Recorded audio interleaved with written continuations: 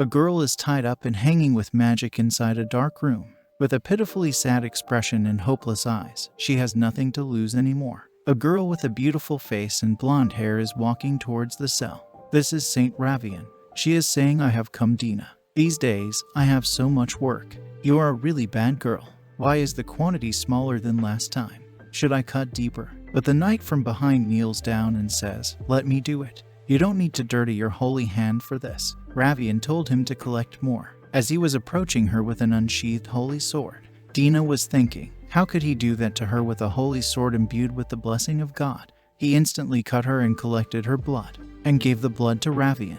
As she was drinking Dina's blood, Ravian said, "As expected, what a great holy power, Dina." Dina's miserable eyes were just praying for death. Ravian told her that she shouldn't look upset, because she is in a more unfair situation than her, because she has to come down to this cell every day to drink her blood, and she is born with the holy power that was supposed to be hers. Ravian left saying goodbye to Dina, and she loses her consciousness. A few hours later, 3 maids came to her cell, and says it's time to eat. There was a new maid among them. She was surprised to see a person tied up and hanging. Other maids told her, "Since you are new, you don't know. She is not a human, she is a monster. All the bruises on her body she did on herself. Their job is to pour the hot soup down her throat and not let her bite the tongue."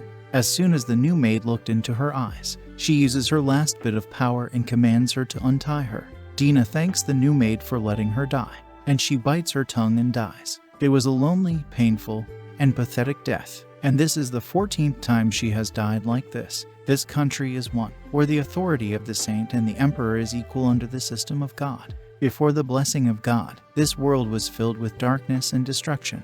Bodies lined up on the streets from disease and destruction from the monsters. But Governor Espados descended into a land without hope, and the empire managed to defeat the darkness under her, the ruler of light. Everyone enjoyed the era of peace for 100 years and built the temple at the invitation of the ruler, except for one person. A young girl with ruby red eyes and messy hair opens her eyes. Dina saw Ravian calling her. After looking around, she saw that she was in the temple training room. Ravian told her, "She doesn't look good, is she okay?" And as Ravian tried to approach her, she reacted quickly and told her she was just not feeling well. As Ravian told her how she was worried about her because they were friends, she started to recall her past memories. At that time, Dina begged her to let him go for the sake of their friendship. But she told Dina that she never thought of an orphan like her as friends. She is noble. They lived in 2 different worlds. Ravian advised her to ask the priestess for medicine and take a break. So, she ran to a priestess, but she got scolded for not having talent, and told her to work the herd harder than everyone else. She fell in despair. Why can't she die even after 14 attempts? She always reincarnates again and again.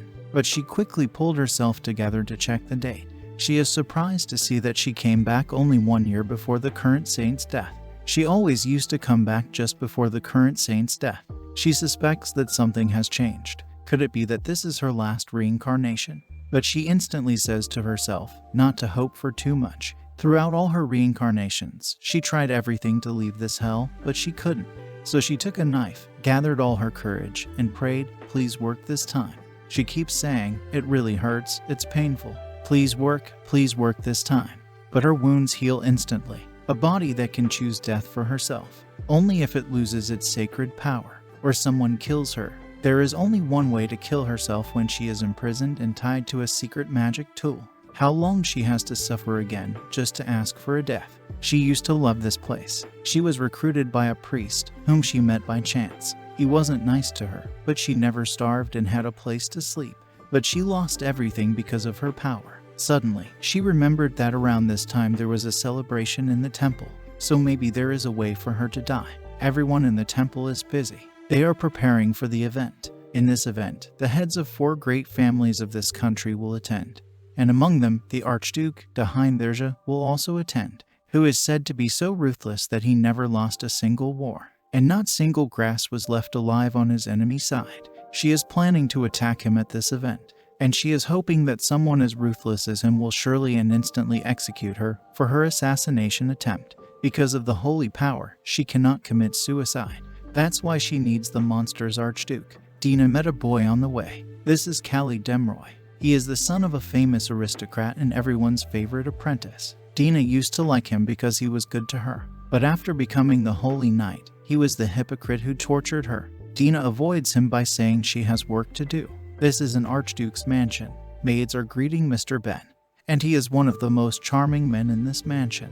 And he is the most trusted man who has been by Duke's side for 10 years. It is said that he knows everything. Even if a bird comes to this mansion, he knows the name of that bird. He is a very capable man. But he is quite stressed out after seeing the Archduke's attire. He asked him, is he going to war? Why is he wearing black? Seeing the Archduke mood, he gave up on convincing him to change his attire. His two sons, Judy Therja and Denis Therja, saw him leaving. The Archduke promised them he would buy souvenirs for them, so asked them if they need anything. Denis asks for a limited edition book from the Temple event, and Judy told his father if he wants a little sister. Everyone was stunned. He rants about Hans and Sebastian having a younger sister, but he doesn't. Duke tries his best and tells him if he needs a maid same as his age, he can manage it, but he can't give them sister because their mother is dead. But Judy innocently said, so what? The Archduke asked Denis for help since he is a bit mature, but Denis flipped the table by saying it's not like there's no other way. The Archduke isn't shocked, but Judy's face is lit up with happiness, and he says, you can just adopt it. Archduke leaves for the temple. He was thinking about what his son said about adopting a sister. They have no attachment to materialistic things because he gave them everything they could ask for. The one thing he can't give them is affection, let alone sister. They grow up without any bond or attachment. If he could bring a sister, perhaps that would teach the twin brother the meaning of bonding.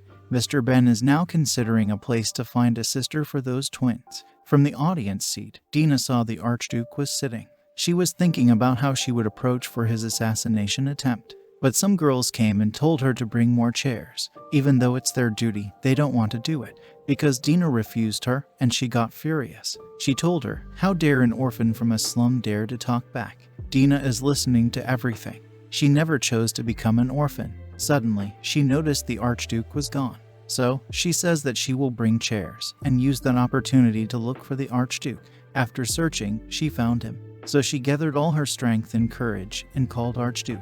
The Archduke looked back and saw a child. Dina loudly said, I have something to tell you. It will just take a moment. Please listen to me. Archduke asked her what does she wanted.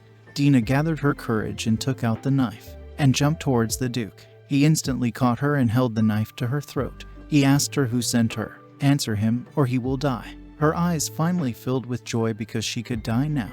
She grabbed Duke's hand, moved forward towards the knife, and hit herself with the knife. Duke was caught off guard by her sudden act. It was not a deep cut but a shallow one. Duke understood she didn't come to kill him but to die by his hand. Duke asked her who and what promises made her act like this, but she kept her mouth shut. So he told his man to hand over the child to the temple. She screamed with tears and said, please kill me. I would rather die than go back to that place, seeing her genuine expression. So he told his man to let her go. He came near her and checked her miserable and cute face. Archduke asked her how old is she. She replied, she is 12 years old. The Archduke then proposed to her if she doesn't want to go back. How about becoming his daughter? After hearing that, she asked the Duke with hope and despair, would it really be okay to adopt her since she is an orphan? The Duke told her, if you become my daughter, you will be the noblest child. She reminded herself not to be so hopeful. No matter what happens, if she can just get out of here, she will accept anything. She accepted Duke's offer. Duke was thinking that a child who doesn't know how to hold a knife came to him to die and had a genuine expression. What could have happened to her that made her like this? Duke asked what her name was. She replied, Dina. Duke told her to wait until the adoption process was complete. With a big smile on his face, instantly apologized to her because of his frightening smile. But she told him, no, it's okay since no one has ever looked at her with such an affectionate smile. Duke was surprised to hear that. His smile was affectionate to her. In the background, his men were whispering, how does she find the Archduke's smile affectionate when they are terrified? She asked when she would be able to leave the temple. Duke replied that it would take around 5 days. Once the procedure is complete, he will come to pick her up. Hearing that, she was thinking that finally she would be able to leave this hell and die peacefully. Duke and Ben came to discuss the adoption with the priest, but they said it was absolutely not possible because they are saintess candidates and precious resources of the temple. but they can make an exception depending on the candidate. That is if the candidate is low-ranking divine power. Duke told them about Dina. After checking her details, they asked Duke if he is really going to adopt a child like that, because she's an orphan and has very low divine power. The priest suggests to Duke that they find someone better. Duke finally reached his limit, threatened them to cut off their tongues if they didn't like his choice. But Mr. Ben intervened and told the priest that they would take that child. As for the donation, he gave them 1 million errands for the adoption fee. Seeing that big amount of money, the priests instantly changed their attitude and told Ben not to worry, they would take care of everything. Today is the fateful day.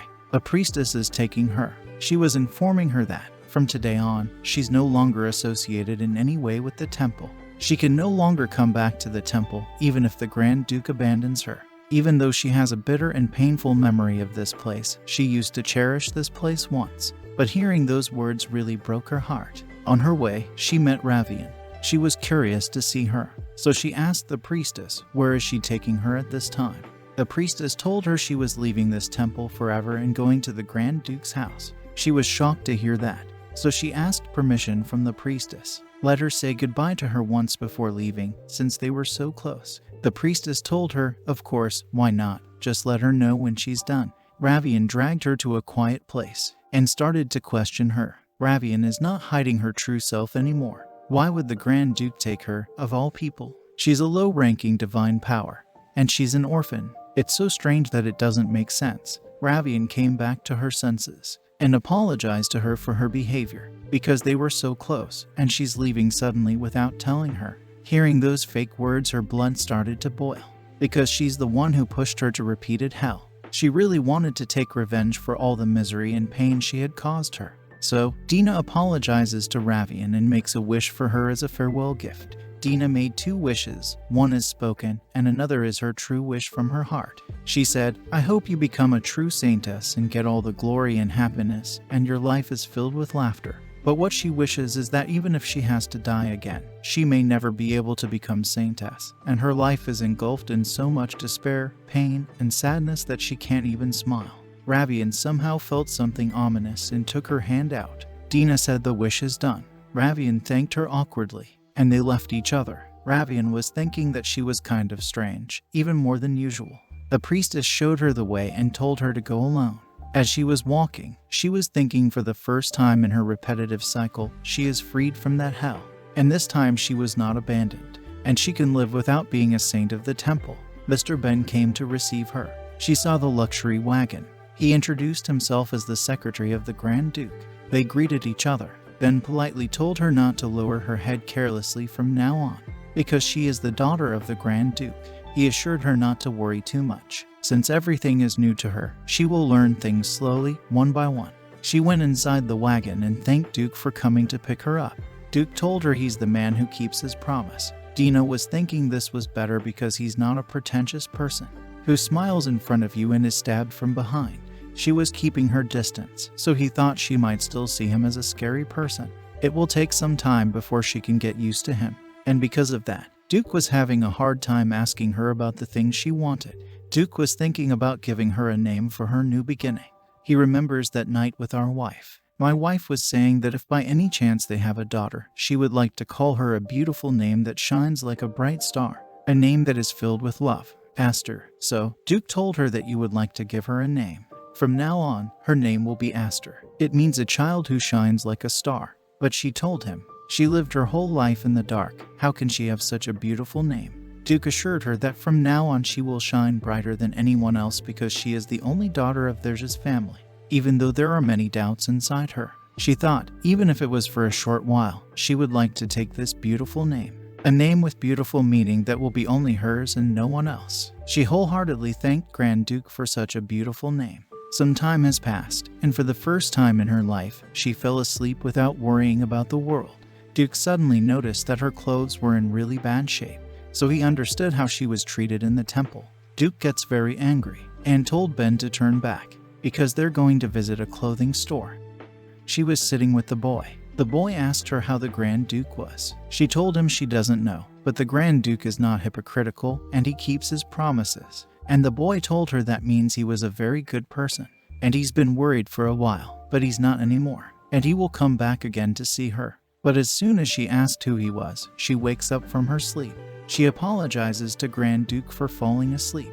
Duke told her it was all right, but they needed to visit an important place, a famous clothing store, because she needs new clothing. The lady from the clothing store came out to receive Grand Duke, and the lady told Grand Duke if they had known before, they would have prepared something. But the Grand Duke also apologized for his sudden visit because the girl needed new clothing. Dina was thinking about what she would do if she says she is dirty and hates her. But the lady sat down and held her hands and asked her name. But as soon as she is going to say Dina, Duke says, Esther, from the side. Lady took Esther inside and handed her few catalogs for casual clothing. She asked her if it was all right for her to be sitting on such an expensive chair, because in Temple, if she were to sit on a chair, she would get punished and get scolded. She assured her that it was completely fine. Esther felt relieved because it's not a temple anymore. After seeing her, the lady understood that she was not used to this kind of situation. So she's really excited because she can go all out and care for her as much as she wants. The lady keeps bringing on all the beautiful and cute dresses. She gets overwhelmed and thinks those are very high-end clothes. They are useless on her. The lady told her she would cast a spell on her, and since Esther is really cute, she will look good in a variety of clothes. Duke was waiting for her, and she came. Seeing her like this, Duke was thinking that if they had a daughter, would she be like her? Esther is blushing after receiving a compliment from Duke, and she's over 9 clouds after trying such a beautiful dress. So Duke said she needs to try even more dresses.